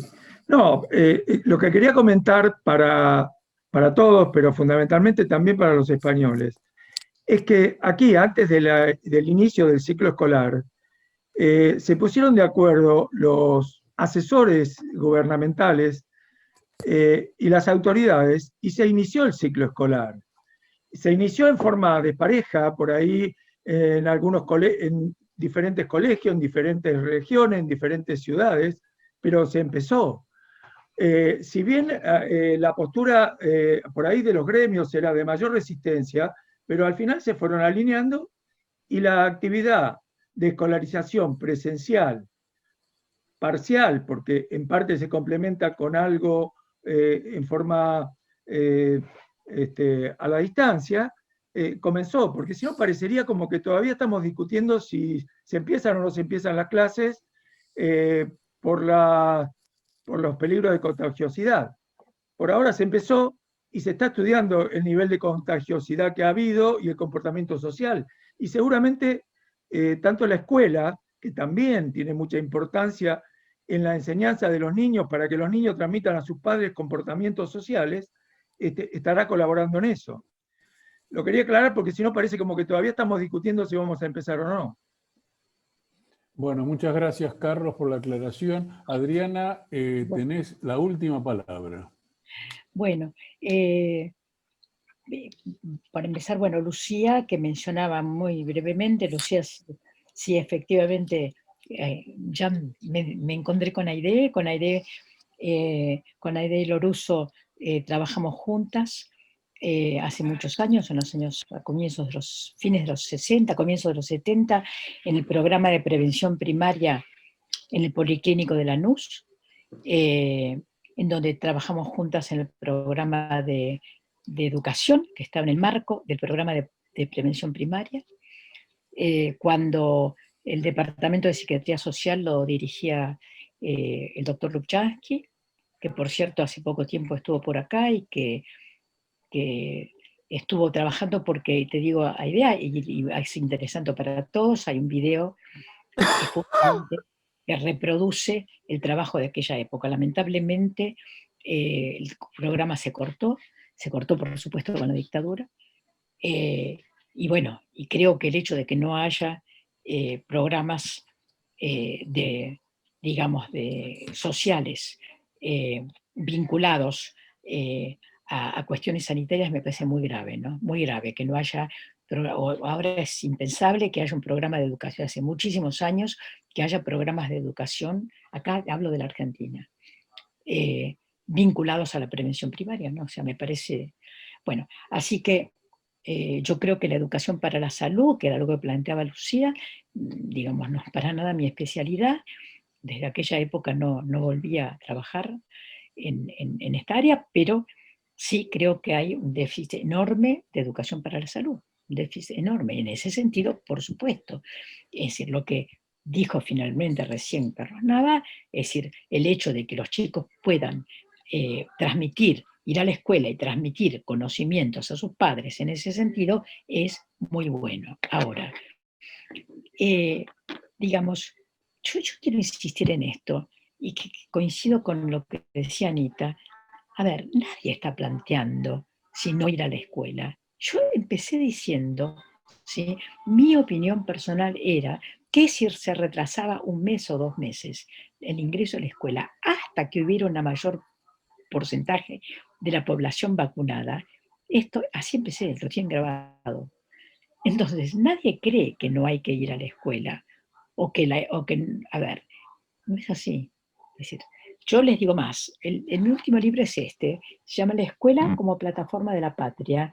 Es el que les recomendé, que lo pueden bajar de Claxo, o gratis se baja de Claxo, o de la UNIP, Universidad Pedagógica. Bueno, entonces, digamos, no voy a seguir insistiendo sobre que el vínculo pedagógico, Paulo Freire, etcétera. No voy a seguir insistiendo, porque esa es la postura, digamos, profunda.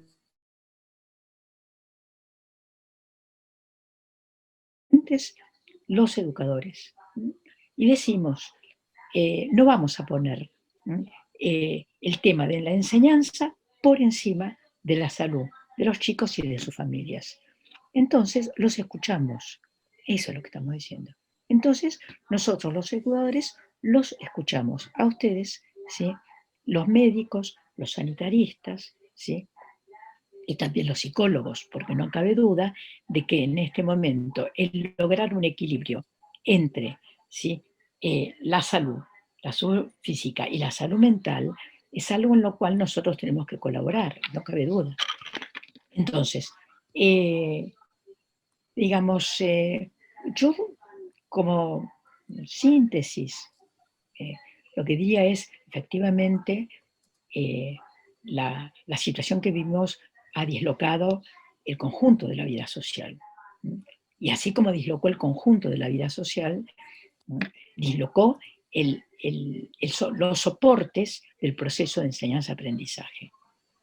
Que nosotros, los educadores, tenemos, ¿sí?, la responsabilidad de reordenar esto, pero no vamos a reordenarlo volviendo al siglo XIX, sino que lo tenemos que reordenar mirando el siglo XXI, en donde el soporte principal es la escuela, la presencialidad. Ese es el soporte principal, pero en donde tenemos una larga deuda, ¿sí? Nosotros, educadores, fuimos tardíos para incorporar la televisión. Entonces, ¿cómo incorporamos ahora? Hay que incorporar, sí, la tecnología. Insisto, lo dije al principio, hay que apropiarse de la tecnología para que la tecnología no se apropie de nosotros. Cuando digo la tecnología, digo esos, ¿sí?, productores de tecnología que están o productores de un tipo de tecnología que están allá en Silicon Valley y otros lugares, ¿no? Entonces, digamos, ojalá muy pronto, ¿sí?, todos los chicos vayan a la escuela. Y también, ojalá muy pronto, todos los chicos tengan acceso a la tecnología, ojalá. Y los docentes podamos contar cuentos, enseñar historia, ¿sí?, transmitir la experiencia, jugar en el patio, y además enseñarles a los chicos a que accedan a todo lo que se puede acceder a través de la tecnología. Bueno, muchas gracias, Adriana. Yo creo que quedó claro que no es... Sí, ahora Liliana. Quedó claro que no es presencialidad versus no presencialidad el problema. Está claro. Y lo que sí está claro también es que desde el punto de vista sanitario no está todo dicho al respecto. Liliana, bueno, cerrás vos con los comentarios o preguntas y después yo quiero... voy a decir una sola cosita más. Adelante, Liliana. Desmuteate.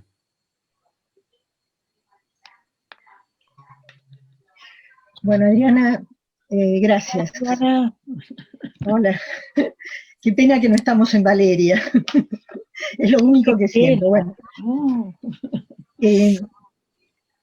Sí, agradezco que nos hayas dedicado todo este tiempo y creo que lo que pusimos en evidencia que los médicos, los sanitaristas, no estamos todos de acuerdo, porque durante todo este año hemos aprendido una enfermedad nueva.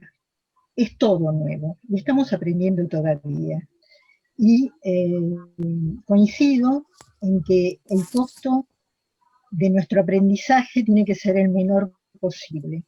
Y tenemos que andar con mucho cuidado la escolarización, realmente. Creo que si los niños son bombas de contagios o si no sufren nada, bueno, son cosas extremas.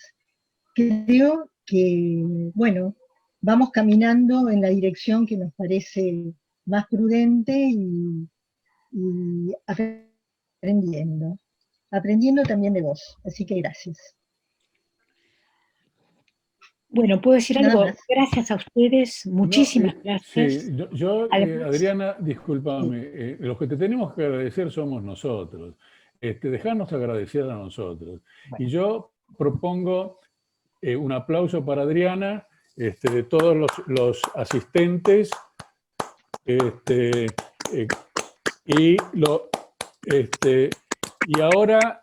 Adriana, realmente te agradecemos enormemente la gentileza que has tenido en participar con nosotros, con tus saberes, y ahora voy a proponer un nuevo aplauso, que es por el Día de la Memoria, que se conmemora mañana en la Argentina para que haya verdad y justicia.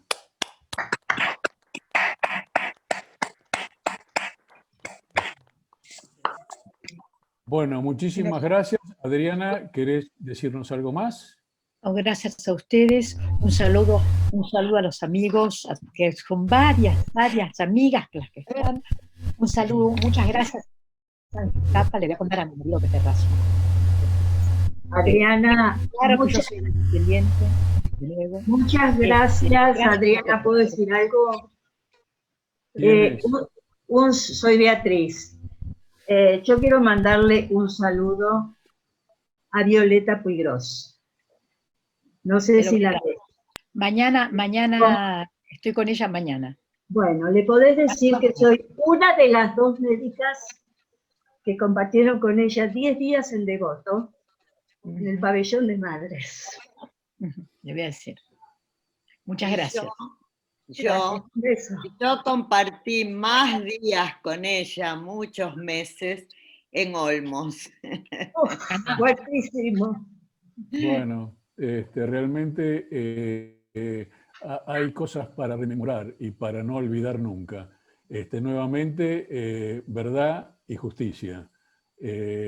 Así que, Adriana, te saludamos y me ha parecido excelente tu exposición y bueno, no podía ser de otra manera. Maravilloso el encuentro. Hasta Maravilloso. luego a todos. Gracias. Gracias. Dios.